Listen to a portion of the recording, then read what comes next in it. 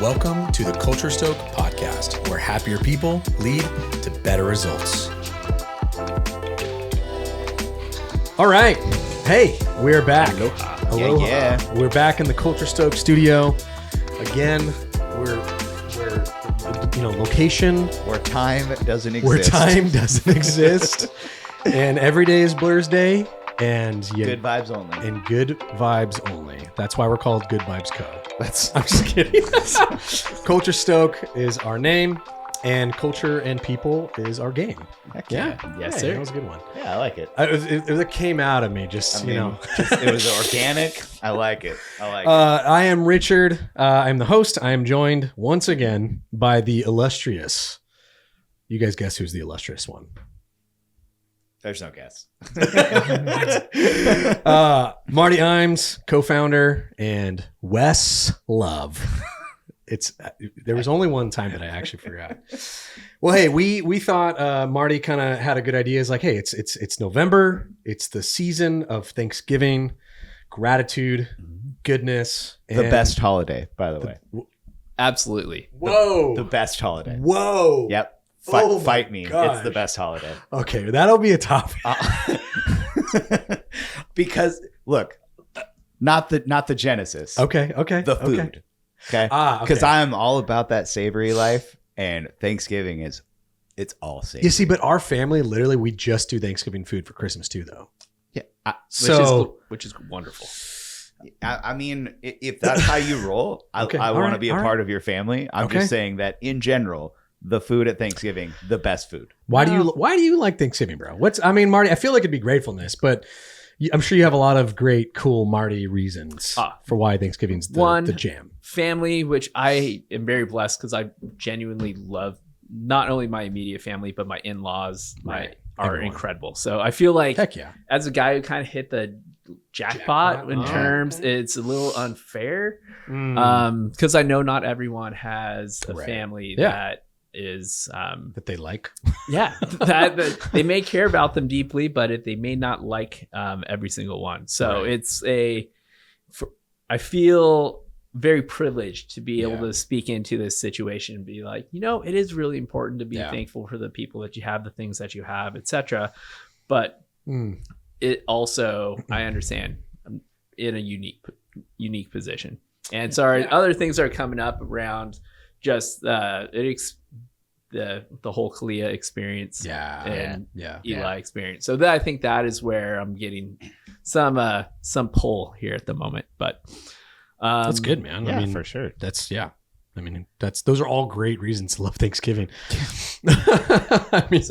Family, all the goods. I think as we kind of go into the season, I think we can. Even sitting on other ends of the table, there can be different experiences with the holidays, good, bad, and different. But if we were to frame that up in a business standpoint, there's also a lot of nuance, difficulty. You have employees who are actually like Marty, who are stoked on the holidays, and then other employees, who are definitely not stoked about the holidays. And I imagine that affects mood and just tone, temperament.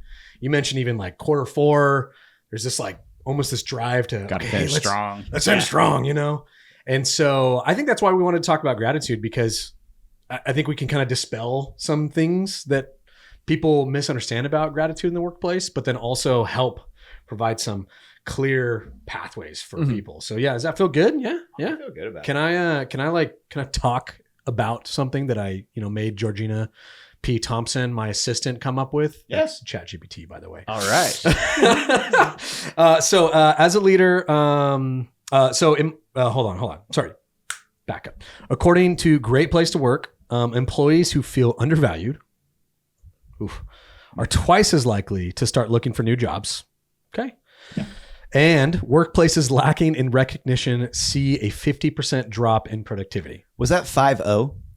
50% drop in productivity for employees who feel a lack of recognition in the workplace. Furthermore, when your team doesn't feel appreciated, leaders, us, it impacts everything: morale, loyalty, and even your ability to achieve big quarter four goals. Yeah. But here's the thing: a simple, and I'm not going to say that. Forget that. So, yeah. So I don't know. Let's break that down. Let's first talk about the kind of bummer of all this. Why do people need gratitude? Tell me. Did you really just ask that question? Yeah, why not? I think I'm like legit shook because of how profound it is, or how simple. I mean, I think when I think of gratitude, the reciprocal nature of gratitude, I think it's slept on a lot, that it's not just good for the person that you're expressing gratitude towards, but it also helps you. And I think the life partner of gratitude is perspective, because when you share gratitude, when you share you're pointing out that there are good things that are happening like on a regular basis, versus we mentioned the fourth quarter push to get results and the bottom line, and everybody's wringing their hands and stressing about making money and profit and all this stuff. Yeah. And it can become this very humdrum way of living where it's just like everything is in the pits and everything is awful. Gratitude helps to reinforce the perspective that, you know what, like even if it sucks right now, there's still lots of really great things that are happening. Yeah. And so when you can build that as part, it's why it's one of our organizational levers to shape culture. When you infuse the spirit of gratitude in the workplace, it's a constant, perpetual reminder that even in hard times, people are doing good things. You're still seeing and valuing and appreciating the work that they do. I love that. You said, what did you say? You said that the life partner of gratitude is perspective. Yeah. That's fantastic. That's really good. I mean, because I think it's the gratitude first and foremost is for the individual to feel good about the work that they do and feel seen. And it's a baseline of like humanity, is we want to feel like our work matters. We want to know that our work matters. And the only way that you can get that is if people who you do that work with go, hey, you matter. Good job. Great work on that thing. Yeah. But it also is that level of perspective, because it is very easy for people to get so strung out on the hard things or the challenges or the priorities or the projects and all the things that are coming up that are very daunting and very real. Yeah, totally. But there needs to be that same amount of acknowledgement that, hey, we've done this before. Yeah. We've gone through tough things before. We've gone through hard times before. And look, we're better for it. That's when we grow. That's when we resilience of that. Yeah. It's kind of it's the acknowledgement that you have been. We're built. Humans are built to be resilient. That's why we have cartilage and muscle and tissue, because we're meant to be bendy and flexible and able to go through some hard things. Yeah. Yeah. That's crazy.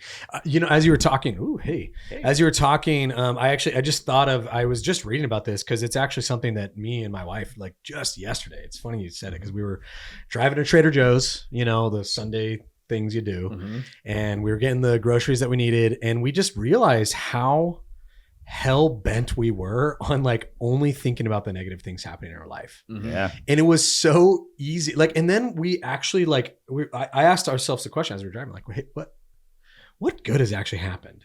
We've had you guys know, like we've had a pretty rough year. Yeah. My mother-in-law was diagnosed with leukemia in January. And then me and my wife lost our son at 37 weeks in March. I mean, eight months ago. Yeah. So it's pretty easy just naturally to get into this, like, well, everything sucks.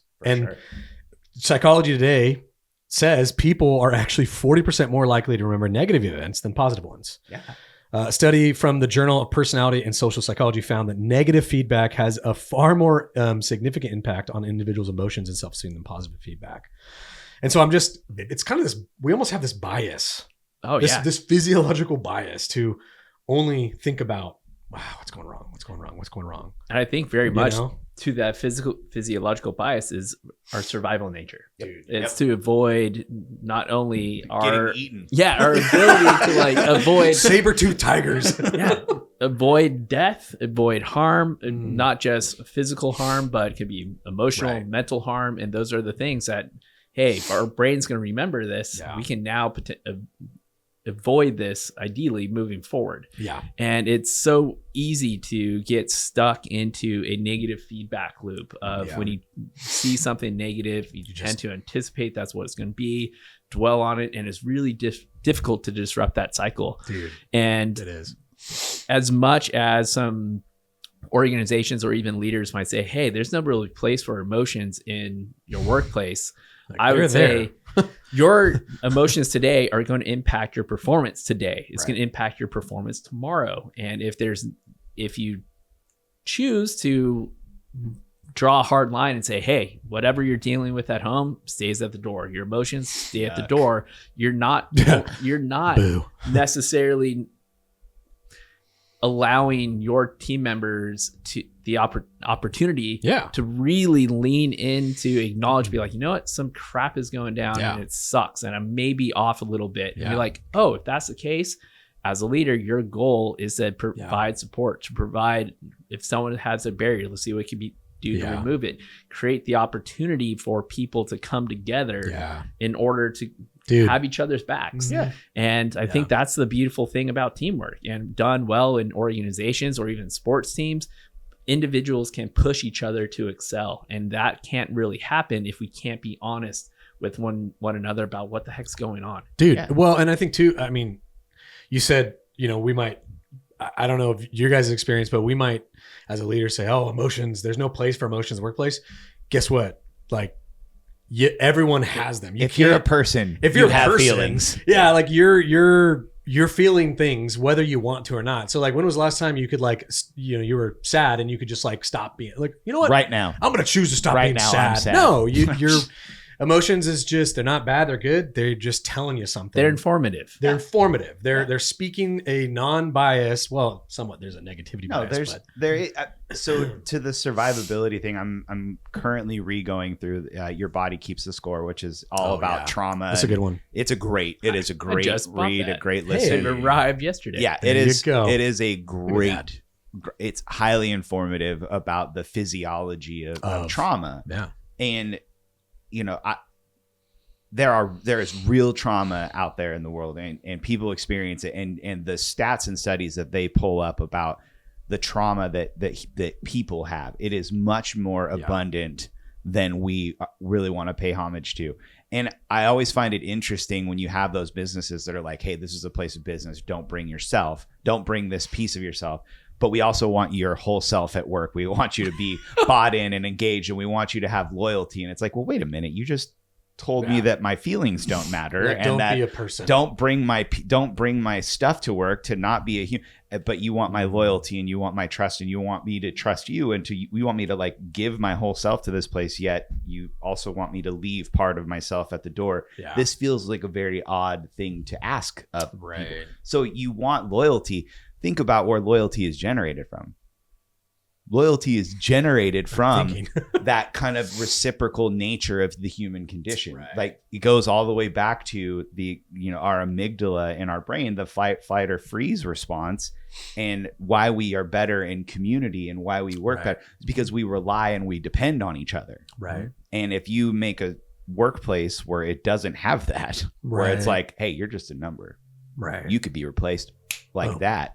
That's actually antithetical to what it means to be a human being. Right. Which is why our workplaces are so dysfunctional right now. Yeah. Or certainly can be. Yeah. And gratitude plays a major part into that. Yeah. So how do you build the spirit of gratitude? How do you build this to where, and I say spirit, and I get like a lot of really weird looks about that, but it's because you don't want it to be like a work program. A mandate. Yeah. Like it should just be the part of the ethos of your organization is that we are just a grateful people. We are effusive with our praise of one another because people are doing good work. Did you say abusive? Effusive. Oh. This episode brought to you by the word effusive. Effusive.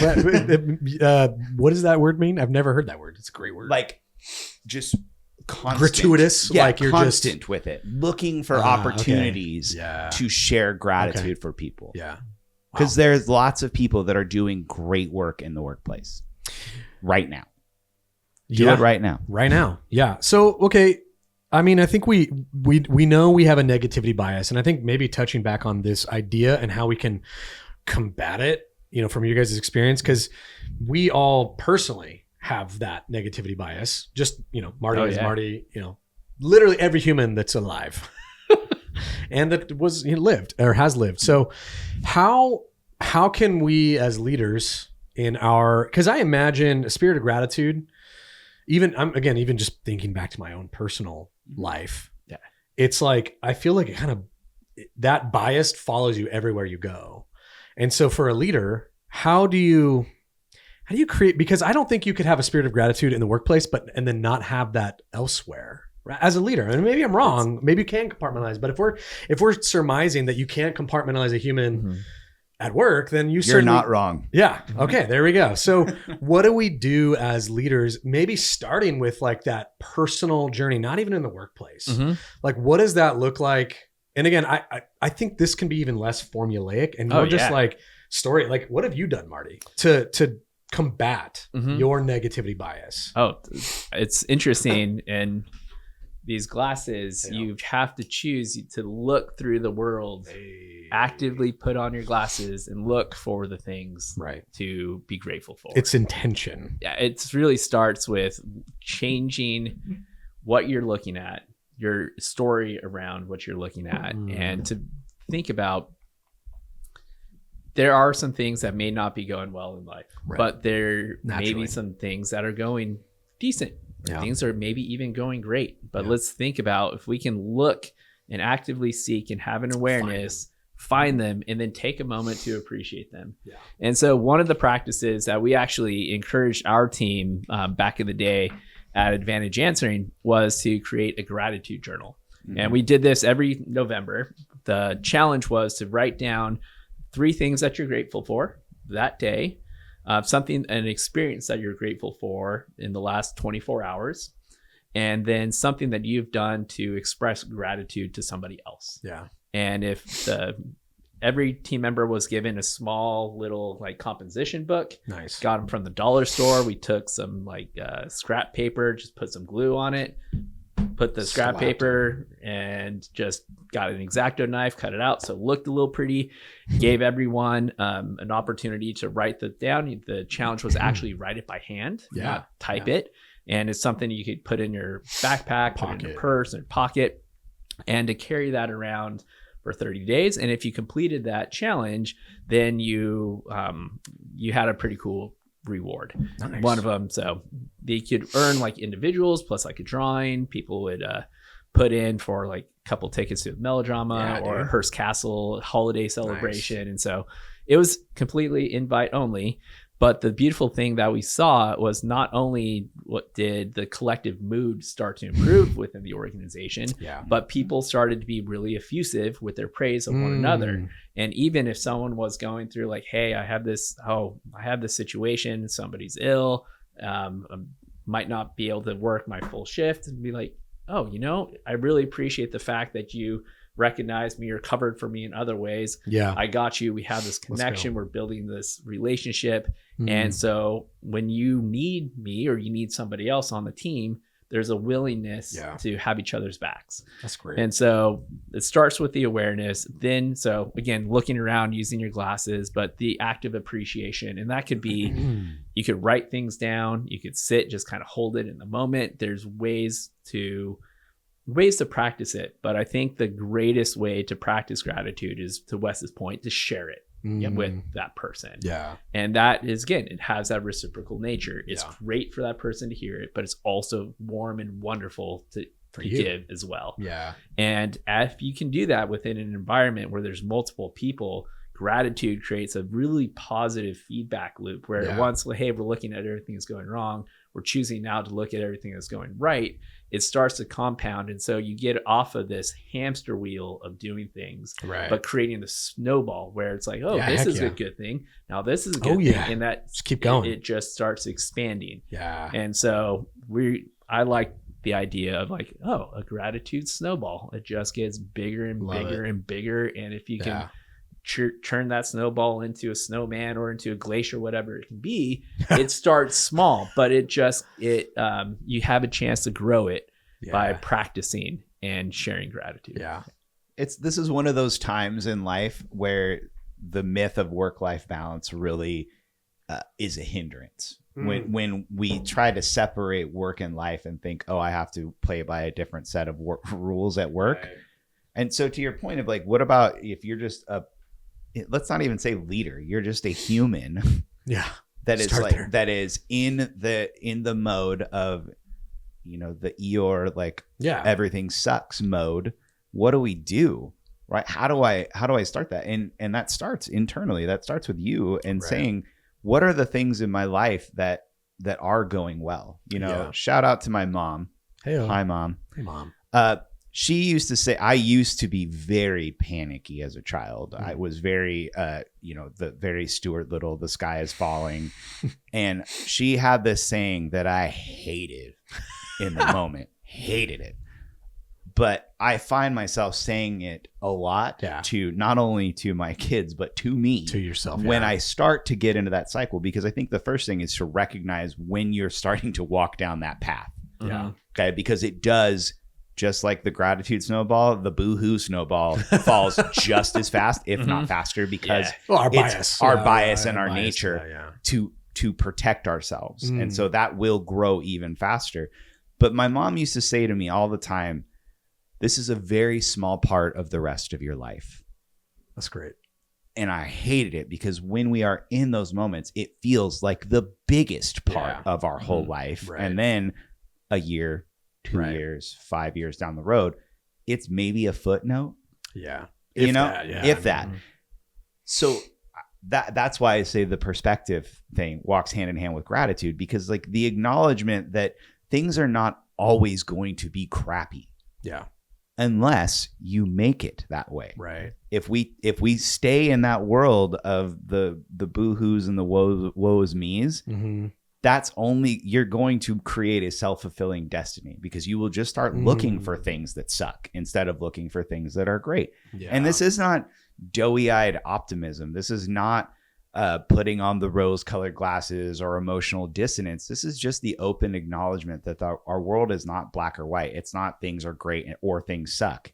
Yeah. It's 1,000 different colors, and the things that we choose to acknowledge and the things that we choose to give credence to and give credit to, those are the things that are going to rule and dictate our life. Yeah. And if we spend time just in the crap, we're going to live in the crap. But if we spend time choosing to acknowledge that there are crappy things, but life is still good. Yeah. And that no matter what we do, no matter what the instance is, there's always opportunity for a positive outcome. Right. Yeah. I'm kind of getting like a couple of thoughts in mind, because I think you touched on like trauma, which is interesting, and we're not psychologists by any stretch of imagination. However, we've all lived our own life, and we've all been through a lot of life, and we've also counseled and helped a lot of people, leaders, family, whoever, through some of this. And so, you know, I think we can speak with some level of authority of like, okay, again, I'm coming back to me because this is actually kind of meaningful, because we just had this conversation, but there are those times though, where it is everything about the thing that's happening is so big and so pervasive, for sure. And it is trauma. I mean, I looked it up. It's like what it says. Trauma is more common than many people realize. It affects a huge portion. 70%. National Council for Behavioral Health. 70% of adults in the U.S. have experienced at least one major traumatic event in their lives. 70%. 70. And you know, that's from abuse, neglect, accidents, significant losses. Trauma. So I think one challenge I think that a lot of us get in, you know, I mean, I think even Marty, when you and I first met, you know, you guys were going through some pretty heavy stuff. Yeah. And I think all we did was just like talk and kind of got perspective around stuff. But we were there for each other in that, you know, it's huge. And I don't know, I'm just kind of wondering for those people who they know, here's the thing, everybody knows about a gratitude journal. Like everybody kind of understands maybe inherently, or maybe not. Yeah, no, I will just say it is the thing about the gratitude journal. It's simple to do, but it's simple not to do. Yeah. And it's those small daily disciplines. Yeah. What doesn't necessarily have to be a journal, but it's doing the small, simple things are the things that add up to greater it's impact. A snowball. It's that little. But so I mean, I'm wondering. Habit. It's I mean, I have such a problem with the term attitude of gratitude, because our attitudes are so easily swayed. It's just that, like, it's this, expressing gratitude is a skill. You just have to practice it a lot. Right. Okay. But that practice comes with habits. So whether it's a journal, it's like my wife and I, we have this thing that's kind of developed where we just write each other like cute little love notes on the bathroom mirror. Dry erase markers on a bathroom mirror. Fantastic way to just share like, I love the way that you love me or something like that. Yeah. Hey, baby. Hey. But like we've just got into the habit. And I think is if we're exploring the things that work, and this can go for individuals, but also workplaces, is just try something. Yeah. Institute something. Sticky notes, journals, high five moments, dance offs, whatever. Like there can, it doesn't have, don't look for the thing that is going to work. Look for the thing that's going to work for you. That is prompting that action of developing the habit of gratitude. Yeah, that's great. I mean, any kind of, because I think you said something earlier that was like, hey, don't make it programmatic. But I think in some way, is it worth the idea of actually approaching it? Because again, if it's not gratitude, we don't want to rely on the fact that we naturally will be positive, because we aren't. We already know we have a proclivity for negativity. So what, again, I know you guys have said a lot of things, but what have we seen, with working with businesses? What has worked when we've gone in and identified, you know what? They just need some positivity and good old high fives or whatever, what's on the glasses, right? Good vibes and high fives, like what have we seen that works the best? If there's a leader here who's like, I don't know, man. Hippy dippy mumbo jumbo. Yeah, or maybe they just for themselves. It's like really hard to kind of get out of that, but they still need a lead. Yeah, I don't know. What have you guys seen that works? So the thing that tends to work really well with organizations is if they have a clear set of core values, guiding principles, they have that opportunity to first expand those values into very clear behaviors. What are the things that demonstrate this value coming to life? What are some things that are antithetical that would actually be detrimental to this value? And to identify those behaviors, and then to recognize individuals either verbally, written, through different means of, hey, I saw you do X, Y, and Z. Now I think we've explored this before. There's a gratitude script about, hey, name, this is the behavior that I saw. This is how it ties back to a core value or how it has improved this organization, and really describe the impact to make sure that somebody is aware that what they did was wonderful and good and you want to see more of it, and also demonstrate to the team. But there becomes I'd say the simplest practice is using perspective. Think about, hey, what was it over the last week as maybe direct a supervisor or manager? What is something that your team demonstrated, or maybe on a daily basis? That was something that we did. Not to throw these examples back into Advantage, but at Advantage, every shift, our team leaders were responsible for noting 3 to 5 things that someone on their team did really well that could be exemplary. So they did daily core value highlights and shout outs. And so multiple times a day, people were being recognized. I think even the co-op, they have a program which is known as like the golden goat of the week. So their mascot is their goats. But then they'll highlight this individual for these reasons. This is why they're the golden goat. Other organizations, sorry, that's an NDA one. Other organizations have different like artifacts that they'll pass around to different departments or different teams. One, I think the San Luis Coastal Unified School District Food and Nutrition Services, they'll actually have a trophy that will go to different teams for different participation numbers. So there's ways in which organizations can make it unique to themselves.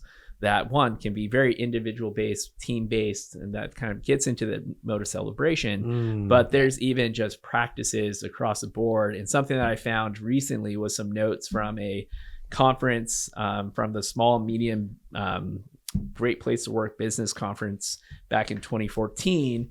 And some of the examples for thanking Riot Games, they did a Champions Cup, an award that was inspired by the Stanley Cup that is awarded to their team members known as Rioters who are nominated for living up to one of their 5 values. And this is a business? Yes. So they just created their own. Yeah, exactly. Yeah. I think Custom Ink, they create custom t-shirts. They do a monthly WOW contest. So it's a peer driven to recognize team members who wowed one another. Heck yeah. A winner from 6 different areas receives $75, and all nominations are streamed into their Inkernet, which is their intranet.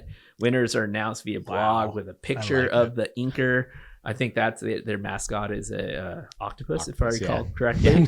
They also do a high five day, so everyone's encouraged to high five at the workplace and give them a compliment. They want to create just a feel good day. Yeah. Globe Force, they have a Globesters program for social recognition. They thank all employees at all levels for different reasons in all different locations globally. Dude, it's important. This all brings us together. Yeah. There's tons of different examples of organizations, from very large organizations to small organizations, who prioritize this. Yeah. And it's one that these are individuals who are recognized as great places to work, or have been back in the day. And so it's one of those things that beyond the team, you can also extend this out to your clients. So one particular company, they do a client employee loyalty chain. So if a client acknowledges an employee or a team, the president sends a handwritten card and gives a gift certificate to anyone who is mentioned. Nice. The president of the organization. This would be X Prize Foundation. Yeah. So it's a turbocharger. To answer your question, like how do you, because you don't want to make it programmatic. And what I meant by that is you don't want to come out with an edict and said, this is how you're going to share gratitude right here. We're going to set targets. You need to do it twice a day, and we're going to set all that stuff becomes ceilings and not the floor. Right. You know, one of my sayings that I use a lot is be in love with having a process. Don't be in love with your process. Come up with a way that, hey, we're going to try this and just see if it lands.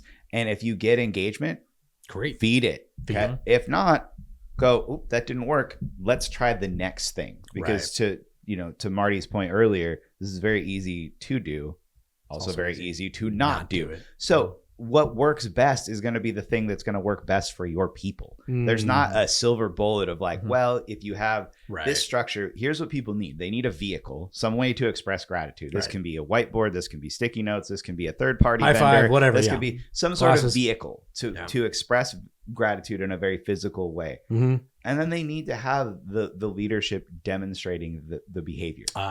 You got to actually do it. And then that's when people will start to build the habit. And it needs to be, I imagine, there's got to be a lot of sincerity in that as well. Naturally. Got to mean it. Because along with that survival instinct, we also have a survival instinct to pick up on BS. Yeah. Okay? The BS meter is strong. Yeah. And so it does.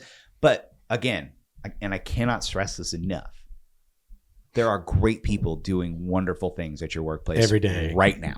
Like right this second, they are doing something very cool, very noteworthy. Yeah. That is not showing up to work. It's showing up to work and doing a really good job. Go look for it. Do it.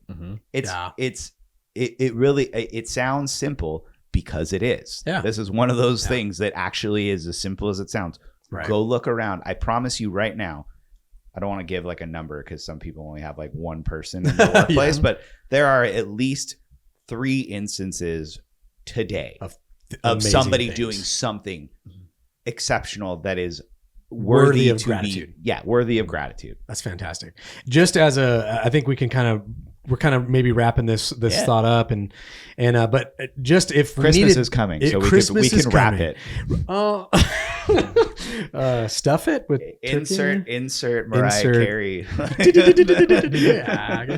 So if you need the actual benefits of this, right? And just having looked at this, higher employee engagement, Gallup, employees who feel recognized and appreciated are more than twice as likely to be actively engaged in their work. Improved retention, Great Place to Work found that employees who feel appreciated are 50% less likely to look for a new job. Increased productivity. This is Harvard Business Review notes that employees who feel appreciated are 31% more productive. That's a crazy number, dude. And that 30, and that's probably low. And that contributes to your bottom line in Yeah. a very real manner. I mean, 31% more productive if people just get a high five or a sticky note or whatever. If people a feel goat. good, if people feel good for the work that they do. Yeah, better team collaboration, gratitude-focused cultures, greater trust, cooperation.